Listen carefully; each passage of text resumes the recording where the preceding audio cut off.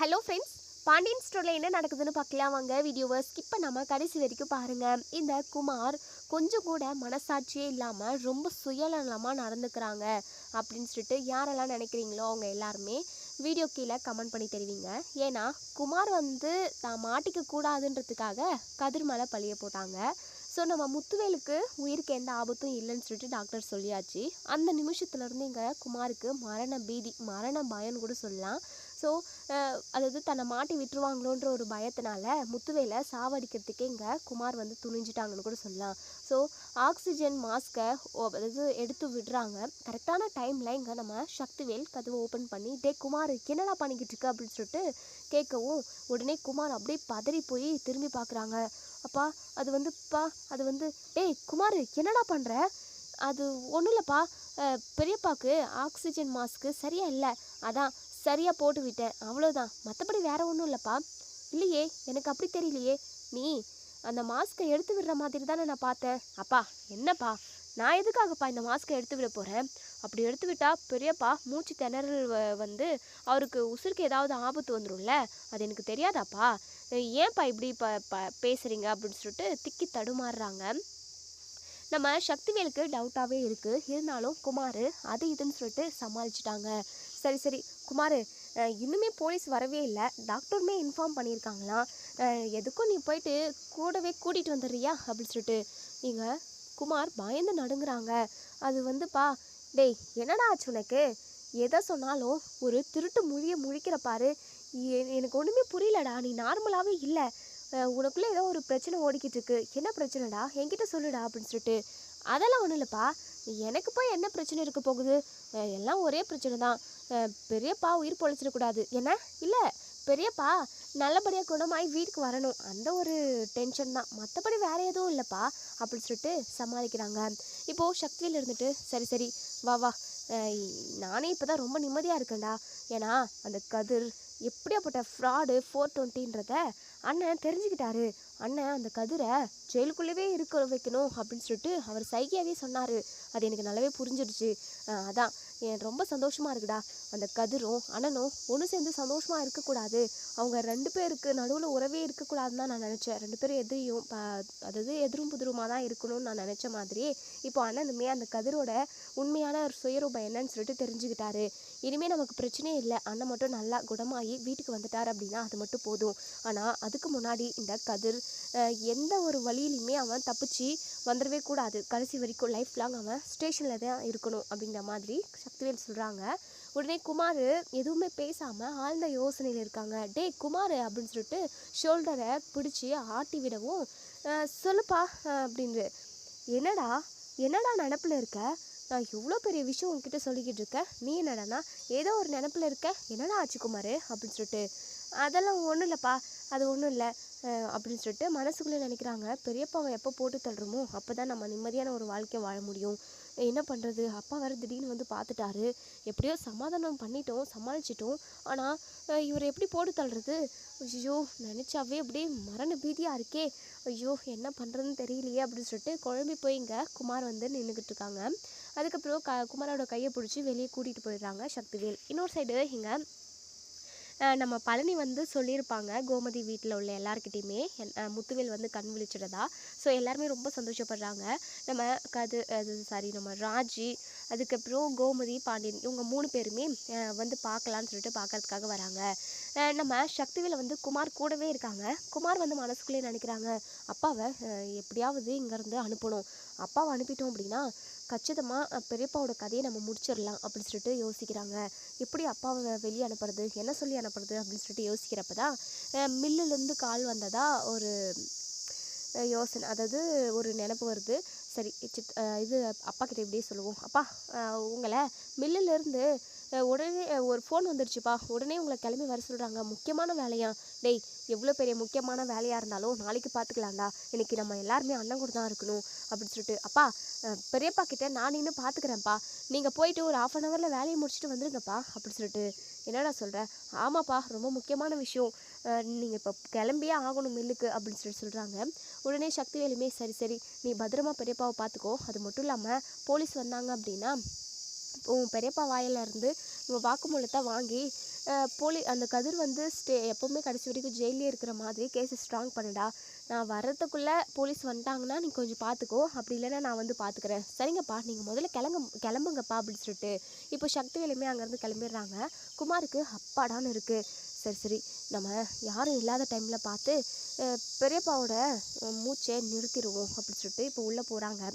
உள்ளே போனதுமே அவங்க பெரியப்பா மூஞ்சை பார்க்கவும் ரொம்ப கஷ்டமாக தான் இருக்குது. பெரியப்பா நீங்கள் எனக்கு எவ்வளவோ நல்ல விஷயம் செஞ்சுருக்கீங்க. எனக்கு வேணும் வேணான்றதுன்னு சொல்லிட்டு எல்லாத்தையுமே நீங்கள் பார்த்து பார்த்து ஒவ்வொன்றா எனக்கு செஞ்சுருக்கீங்க. அதெல்லாம் நான் இப்போ வரைக்குமே மறக்கலை பெரியப்பா. இருந்தாலும் நான் ரொம்ப இக்கட்டான ஒரு சூழ்நிலையில் இருக்கேன்.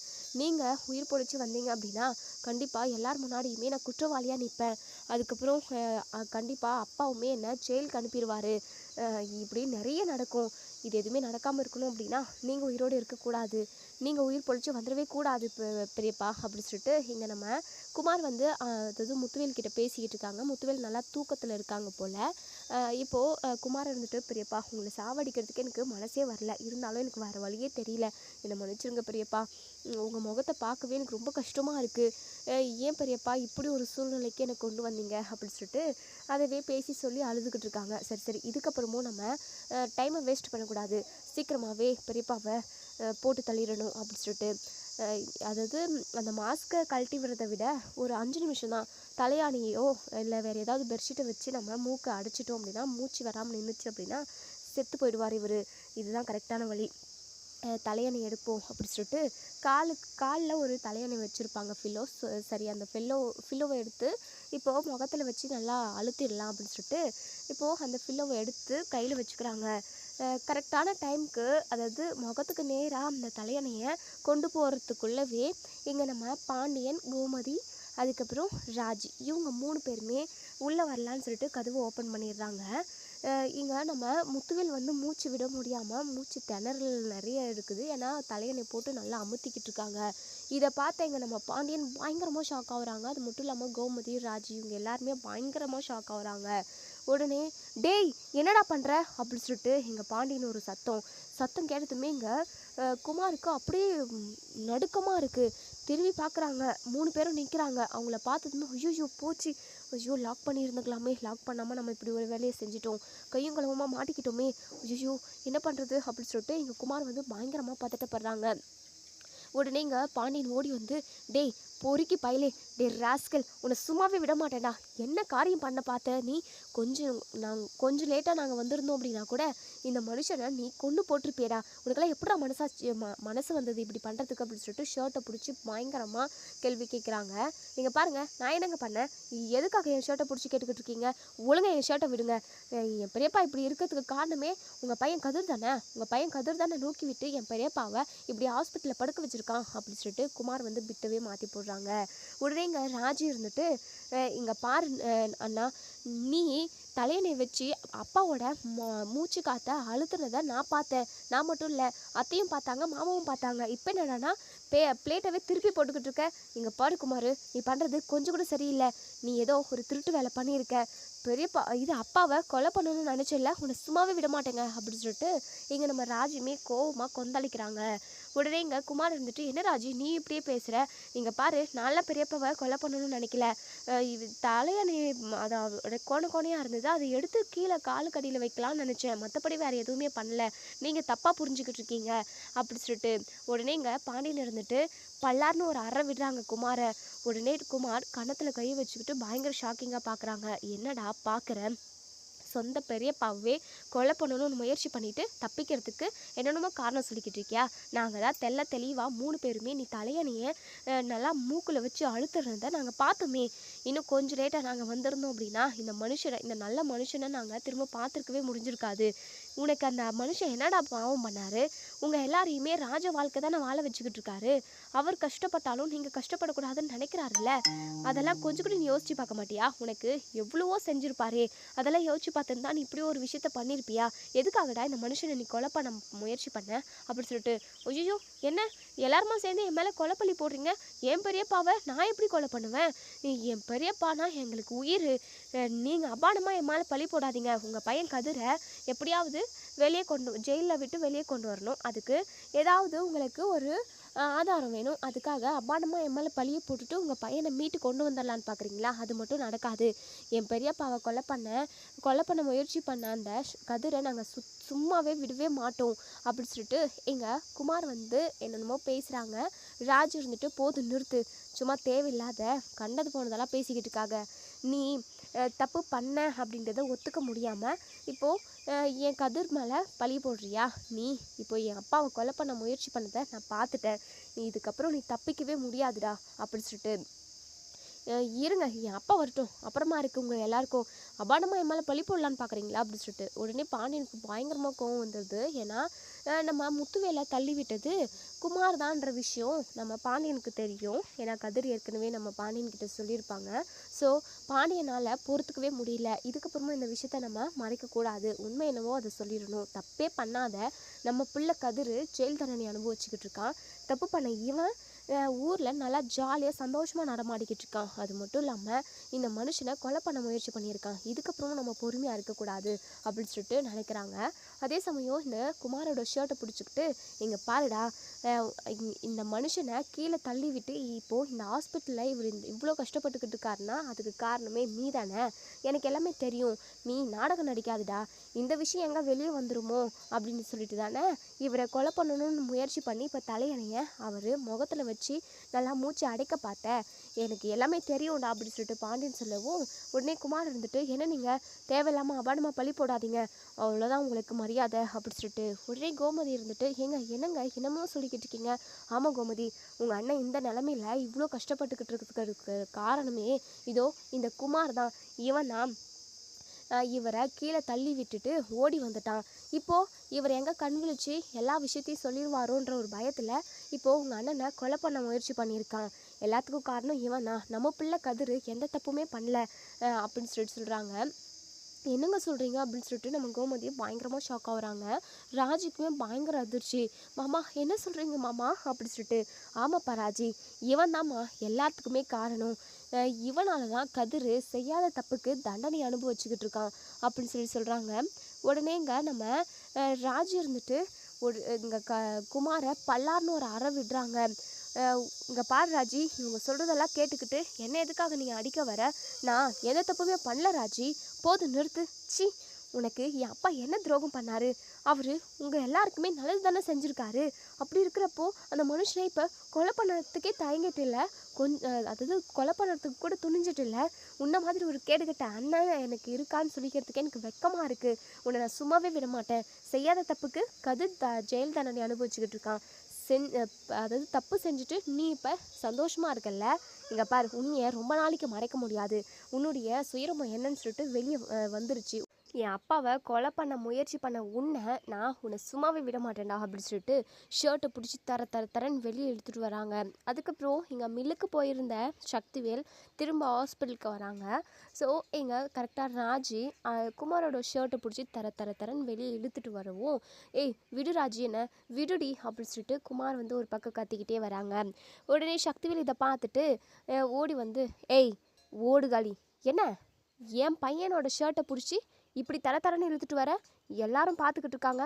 ஏய் என் பையன் மேலே இருந்து கையை எடுடி அப்படின்னு சொல்லிட்டு எங்கள் சக்திவேல் ஒரு குரல் பயங்கர ஆக்ரோஷமாக. உடனே ராஜு இருந்துட்டு அதெல்லாம் என்னால் கை எடுக்க முடியாது சித்தப்பா, இவனுக்கான தண்டனை நான் வாங்கி கொடுக்காம விட மாட்டேன் சித்தப்பா அப்படி சொல்லிட்டு ராஜி கோவமாக சொல்கிறாங்க. ஏன்னா பாதிக்கப்பட்டவங்க நம்ம ராஜி கூட சொல்லலாம். ஏன்னா தன்னோட புருஷன் ஜெயிலில், தன்னோட அப்பா ஹாஸ்பிட்டலில், இப்படி ரெண்டா சைடும் நம்ம ராஜி பாதிக்கப்பட்டிருக்காங்க. ஸோ ரொம்பவே மனசொடைஞ்சு போயிருப்பாங்க.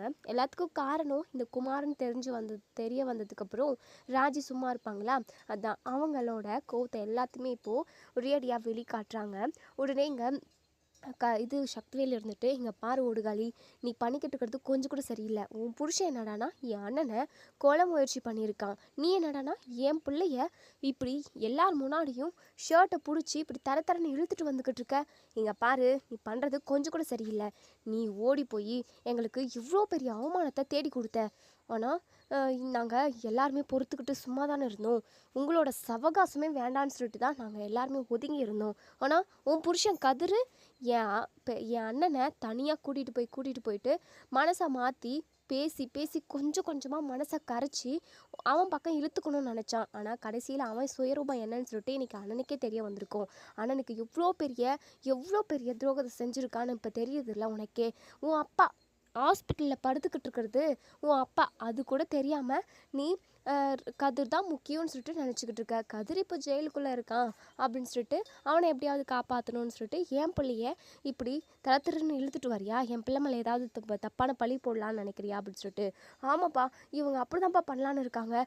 நான் தான் பெரியப்பாவை கொலை பண்ண முயற்சி பண்ணேன்னு சொல்லிட்டு இந்த ராஜி, அதுக்கப்புறம் ராஜியோட ஃபேமிலியில் உள்ள எல்லாருமே சொல்கிறாங்கப்பா அப்படின்னு சொல்லிட்டு. என்ன, நீ கொலை பண்ண முயற்சி பண்ணியா?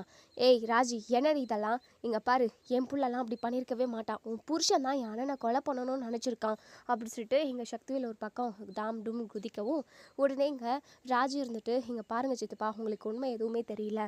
பெரியப்பா அப்பா இப்போது இந்த மாதிரி ஒரு சுச்சுவேஷனில் இருக்கிறதுக்கு காரணமே இதோ இந்த குமார் தான் அப்பாவை கொலை முயற்சி பண்ணணும்னு நினச்சிருக்கான். அது மட்டும் இல்லாமல் நூக்கி விட்டது இந்த குமார் தான். அது மட்டும் இல்லாமல் இப்போது ஹாஸ்பிட்டலில் எங்கள் கண்ணு முன்னாடியே தலையணை வச்சு அப்பாவை சாவடிக்கணும்னு இவன் நினச்சான். நாங்கள் எல்லாருமே நேர்லேயே பார்த்துருக்கோம்.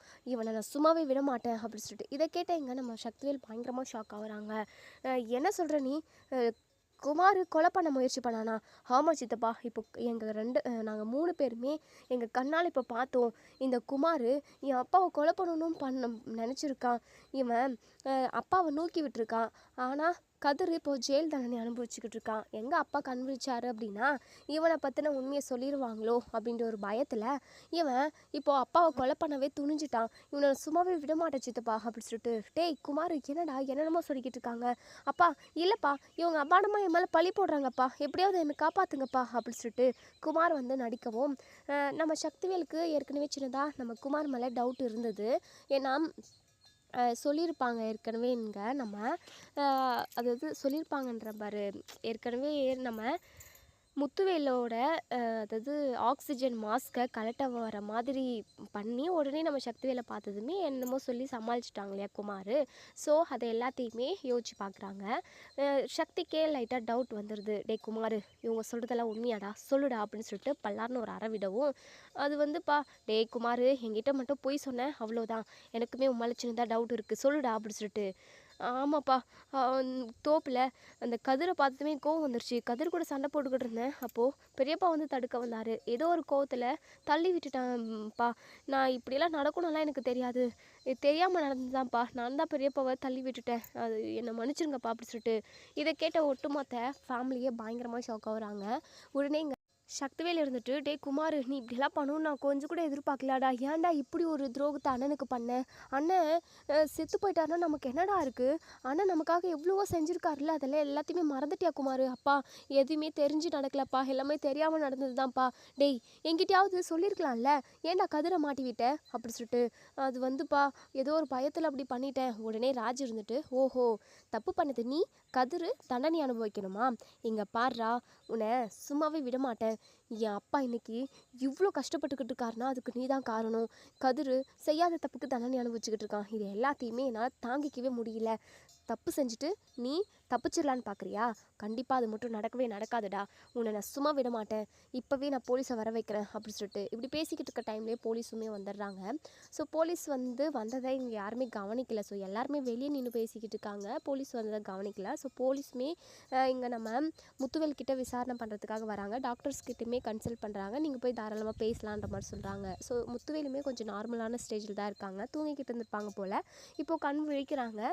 போலீஸ் வந்ததுமே விசாரிக்கவும், போலீஸுக்கிட்ட நம்ம முத்துவேல் இருந்துட்டு இங்கே என்ன சொல்கிறாங்க அப்படின்னா, அதாவது என்னை யாருமே தள்ளி விடலை, நானாக தான் கால் தடுக்கி விழுந்தேன் அப்படின்ற மாதிரி யாரையுமே காட்டி கொடுக்காம ரொம்பவே ஜென்யூனாக நம்ம முத்துவேல் சொல்லியிருப்பாங்க, வாக்குமூலம் கொடுத்துருப்பாங்க. ஸோ இங்கே போலீஸ் இருந்துட்டு, அப்போது கதிரவன் மேலே எந்த தப்பும் இல்லைங்களா அப்படின்னு சொல்லி கேட்கவும், இல்லை அந்த தம்பி மேலே எந்த தப்புமே இல்லை, யார் மேலேயுமே நான் பழி போட விரும்பலை, அதே சமயம் யாருமே என்னை கொலை பண்ணணும் முயற்சியும் பண்ணல, தயவு செஞ்சு என் மருமகன் கதிரை வெளியே விட்டுருங்க அப்படின்ற மாதிரி பேசிக்கிட்டு இருப்பாங்க. ஸோ டாக்டருமே இப்போ வெளியே வெளியே போகிறாங்க. டாக்டர் இருந்துட்டு இங்கே சக்திவேல் கிட்ட, இங்கே பாருங்கள் சார், போலீஸ் வந்திருக்காங்க, விசாரிச்சுக்கிட்டு இருக்காங்க, நீங்கள் போங்க உள்ளே போங்க, இங்கே என்ன பண்ணிக்கிட்டு இருக்கீங்க அப்படின்னு சொல்லி கேட்கவும், உடனே இங்கே ராஜி கதிர் எல்லாருமே சாரி நம்ம ராஜி கோமதி பாண்டியன் இவங்க 3 பேருமே சரி போலீஸ் வந்துட்டாங்களே, டேய் வாடா, உன்னை இப்போவே நான் போலீஸ்கிட்ட ஹேண்ட் ஒர்க் பண்ணுறேன் அப்படின்னு சொல்லிட்டு குமாரோட ஷர்ட்டை பிடிச்சி தரன்னு திரும்பவும் இழுத்துட்டு ஹாஸ்பிட்டலுக்குள்ளே வராங்க. ஸோ விசாரிச்சுட்டு நம்ம போலீஸுமே வெளியே வரவும் ராஜி இருந்துட்டு, சார் தப்பு பண்ணது இங்கே பாருங்கம்மா, நாங்கள் பேஷண்ட் கிட்ட விசாரித்தோம், பாதிக்கப்பட்டவர் என்ன நடந்ததோ அதை சொல்லிட்டாரு, என்ன சொன்னாங்க அப்படின்னு சொல்லிட்டு சக்திவேல் கேட்கவும், உடனே இங்கே நம்ம போலீஸ் இருந்துட்டு, அவரை யாருமே நோக்கி தள்ளி விடலை, நானாக தான் கீழே விழுந்தேன், யாருக்கும் எந்த சம்மந்தமும் இல்லை, யாரும் என்னை கொலை பண்ண முயற்சி பண்ணலன்ற மாதிரி அவர் வாக்குமூலம் கொடுத்துருக்காரு. அதே சமயம் கதிருமே எந்த தப்பும் பண்ணலன்னு சொல்லியிருக்காரு, அவரை நாங்கள் இப்போ வெளியே விட்டு தான் ஆகணும் அப்படின்ற மாதிரி போலீஸ் சொல்லவும், இதை கேட்ட இங்கே நம்ம குமார் ரொம்பவே நொறுங்கி போயிடுறாரு. பெரியப்பா நம்மளை மாட்டி விடவே இல்லை, ஆனால் பெரியப்பாவை நம்ம கொலை பண்ணணும்னு நினச்சிருக்குமே அப்படின்னு சொல்லிட்டு ரொம்பவே குற்ற உணர்ச்சியில் கூனி குறுக்கி போகிறாங்க. உடனே போலீஸுமே அங்கேருந்து கிளம்பிடுறாங்க. ராஜி இருந்துட்டு, பாத்தியா என் அப்பாவுக்கு உன் மேலே எவ்வளோ பாசம் இருக்குன்னு சொல்லிட்டு, என் அப்பா அம்புட்டு பாசத்தை குடும்பத்தை மேலே கொட்டி கொட்டி தீர்த்துருக்காரு, உங்களுக்காகவே அவர் வாழ்ந்துக்கிட்டு இருந்தார், அந்த மனுஷனை போயிட்டு கொலை பண்ணணும்னு நினச்சியே, இப்போ கூட உனக்கு காட்டியே கொடுக்கல, எங்கே மாட்டிக்குவோமோன்னு சொல்லிட்டு ஒரு உயிரவே எடுக்க துணிஞ்சிட்டியே, உன்ன மாதிரி ஒரு கேடு கெட்டவனா நான் எங்கேயுமே பார்த்ததில்ல, நீ எல்லாம் மனுஷனே கிடையாது, மிருகம் அப்படி சொல்லிட்டு இங்கே நம்ம ராஜி திட்டுறாங்க. உடனே நம்ம குமார் இருந்துட்டு, ராஜி என்னை மன்னிச்சிரு ராஜி, எங்கே எல்லாருக்குமே தெரிய வந்துருமோன்னு சொல்லிட்டு ஏதோ ஒரு பயத்துலேயும் பதட்டத்துலேயும் குழப்பத்துலேயும் நான் என்னென்னமோ பண்ணிட்டேன், எவ்வளோ பெரிய தப்புன்னு சொல்லிட்டு எனக்கு இப்போ தான் எல்லாமே புரியுது அப்படின்ற மாதிரியெல்லாம் குமார் ராஜிக்கிட்ட மன்னிப்பு கேட்குறாங்க. உடனே ராஜி இருந்துட்டு, இங்கே பாரு, இனிமே எக்காரணத்துக்கும் என் முகத்தில் முழிச்சிடாத, ஒரு சில டைமில் நல்லா மாதிரி முகத்தை காட்டுறதும், ஒரு சில டைமில் உன்னுடைய சுயரூபம் என்னன்னு காட்டுறதையும் நான் எல்லாத்தையுமே உன்னை பார்த்துட்டேன், உன் முகத்தில் முழிக்கவே எனக்கு அருவெறுப்பாக இருக்குது, உன்னை என் அண்ணன் சொல்கிறதுக்கே எனக்கு வெக்கக்கேடாக இருக்குது, இனிமே எக்காரணத்து கொண்டும் நீ என் முகத்தில் முழிக்காத அப்படின்னு சொல்லிட்டு நம்ம ராஜி இப்போது யார் நம்ம முத்துவேலை பார்க்குறதுக்காக போயிடுறாங்க. இங்கே நம்ம கூடவே பாண்டியனும் கோமதியும் போயிடுறாங்க. இப்போது சக்திவேல் இருந்துட்டு, டே குமார், என்னடா என்னென்னமோ பண்ணிட்ட, உனக்கு கொஞ்சம் கூட புத்தி அறிவே இல்லையாடா, ஏதாவது திருட்டு வேலை பண்ணேன் அப்படின்னா அதை முன்னாடியே என்கிட்ட சொல்லியிருக்கலாம்ல, சொல்லியிருந்தா இப்படியெல்லாம் பிரச்சனை வந்திருக்காதுல்ல, நான் என்ன பண்ணணுன்றதை நான் சொல்லியிருப்பேன், அது மட்டும் இல்லாமல் அண்ணன் இப்போது உன்னை காட்டி கொடுக்கவே இல்லை, அண்ணனுக்கு உன் மேலே எவ்வளோ பாசம் இருக்கும், எவ்வளோ பாசம் இருந்தால் அண்ணன் உன்னை போட்டு கொடுக்காம இருந்திருப்பாரு, அந்த மனுஷனை போய்ட்டு ஏன்டா இப்படி கொலை பண்ணணும்னு நினச்சேன், நான் கூட அப்படியே அவரை கொலை பண்ணணும்னு ஒரு நாளும் நினச்சது கிடையாது, அவர்கிட்ட உள்ள எல்லா சொத்தையுமே நான் தன்னோட கைக்கு மாற்றிக்கணும் அப்படின்னு வேணால் நினச்சிக்கிறேன், ஆனால் மற்றபடி அவரை இல்லாமல் பண்ணணும்னு சொல்லிட்டு நான் ஒரு நாள் கூட நினச்சதே இல்லையேடா, ஏன்டா உன் புத்தி மட்டும் இப்படி போச்சு, அப்பா நான் ஏதோ தெரியாமல் பண்ணிட்டேன்ப்பா, மாட்டிக்குவணும்னு சொல்லிட்டு பயந்துட்டேன், இதனால் நிறைய பிரச்சனை வரும், நம்ம நிறைய கஷ்டப்பட போகிறோம்னு சொல்லிட்டு உள்ளுக்குள்ளே தோணிக்கிட்டே இருந்ததுப்பா, அதான் என்ன பண்ணுறதுனே தெரியாமல் நான் மிகப்பெரிய தப்பு வேலையெல்லாம் பண்ணிட்டேன்ப்பா, என்னை மன்னிச்சிருங்கப்பா அப்படின்னு சொல்லிட்டு இங்கே நம்ம குமார் மன்னிப்பு கேட்குறாங்க. அட போடாடே, இப்போது அண்ணன் உன்னை பற்றி என்ன நினைக்க சொல்லு அப்படி சொல்லிட்டு இன்னொரு சைடு இங்கே கதிரையுமே ரிலீஸ் பண்ணிடுறாங்க. ஸோ கதிருமே டைரெக்டாக ஹாஸ்பிட்டலுக்கு கிளம்பி வந்துடுறாங்க. இப்போது முத்துவேல் இருந்துட்டு, ராஜி அப்படின்னு சொல்லிட்டு, அப்பா உங்களுக்கு ஏதோ ஆயிடுச்சுன்னு நான் ரொம்ப பயந்துட்டேன்ப்பா, உங்களுக்கு இப்போ எதுவும் ஆகலைன்னதுக்கு அப்புறம் தான் எனக்கு ரொம்ப ரொம்ப நிம்மதியாக இருக்குப்பா அப்படி சொல்லிட்டு, நீ கவலைப்படாதடா, எனக்கு என்ன ஆக போகுது, உங்கள் எல்லாரையும் விட்டுட்டு நான் அவ்வளோ சீக்கிரம் போயிடுவோன்னு நினச்சிட்டியாப்பா அப்படின்னு சொல்லி கேட்கவும், ஐயோப்பா நான் அப்படியெல்லாம் எதுவும் நினைக்கலப்பா, என்னதான் இருந்தாலும் உங்களுக்கு நீங்கள் பேச்சு மூச்சு இல்லாமல் கிடக்குறீங்க அப்படின்னா அதை பார்த்துக்கிட்டு என்னால் சும்மா இருக்க முடியுமாப்பா, என் மனசெல்லாம் கடந்து தவிச்சு அடிச்சுக்கிச்சு தெரியுமாப்பா, நீங்கள் பழைய மாதிரி எப்போ எந்திரிச்சு நிற்பீங்க, எந்திரிச்சு நடக்குவீங்க கம்பீரமாக அப்படின்றதெல்லாம் எனக்கு திரும்ப திரும்ப வந்துக்கிட்டே இருந்ததுப்பா, ஏதாவது ஒரு தப்பு நடந்துருமோன்ற ஒரு பயம் உள்ளுக்குள்ளே அப்படியே போட்டு வாட்டி வதக்கி எடுத்துருச்சுப்பா அப்படி சொல்லிட்டு ராஜி அழுதுகிட்டே சொல்கிறாங்க. உடனே கதிருமே வந்துடுறாங்க. கதிர் வந்ததுமே ஓடி கட்டி பிடிச்சிக்கிறாங்க. கதிர் அப்படின்னு சொல்லிட்டு இங்கே ராஜி உடனே இங்கே கதிர் இருந்துட்டு, ராஜி ஏன் ராஜி இப்படி அழுகாத, எல்லாமே நல்லதாக தான் நடக்கும் சரியா அப்படின்னு சொல்லிட்டு, இல்லை கதிர் நான் ரொம்ப பயந்துட்டேன் தெரியுமா அப்படின்னு சொல்லிட்டு சொல்கிறாங்க. எதுவும் பயமே இல்லை, நான் கடவுள் நல்லவங்களுக்கு நல்லதே தான் செய்யும், இப்போ அப்பா நல்லா இருக்கார்ல அப்படின்னு சொல்லிட்டு வா கதிர் பாப்போம் அப்படின்னு சொல்லிட்டு கூட்டிகிட்டு போகிறாங்க. மாமா இப்போ எல்லாமே உங்களுக்கு ஓகேவா அப்படின்னு சொல்லி கேட்கவும், நான் நல்லா இருக்கேன்ப்பா, நீ மட்டும் இல்லைனா நான் இப்படி நல்லா இருப்பேனான்னு கூட எனக்கு தெரியலப்பா, ஒவ்வொரு டைமும் ஒவ்வொரு விஷயத்துலையும் நீ என் கூட ரொம்ப துணையாக நிற்கிறப்பா அப்படின்னு சொல்லி சொல்கிறாங்க. உடனே நம்ம ராஜுக்கு ரொம்ப பெருமையாக இருக்குது, பாண்டியனுக்குமே ரொம்ப ரொம்ப சந்தோஷமாக இருக்குது. பாண்டியனும் முத்துவேலும் கூட மனசு விட்டு பேசிக்கிறாங்க. இப்போ இவங்க குடும்பமாக பேசிக்கிட்டு இருக்கிறது எல்லாத்தையுமே சக்திவேலும் குமாரும் கவனிக்கிறாங்க. பாத்தியாடா, ஒட்டுமொத்த குடும்பமே ஒன்று சேர்ந்துருச்சு, நீ எவ்வளோ பெரிய கேடு கெட்ட வேலையை செஞ்சு இன்னைக்கு அண்ணன் முன்னாடி கெட்டவனா நிற்கிற அப்படின்னு சொல்லி சொல்கிறாங்க.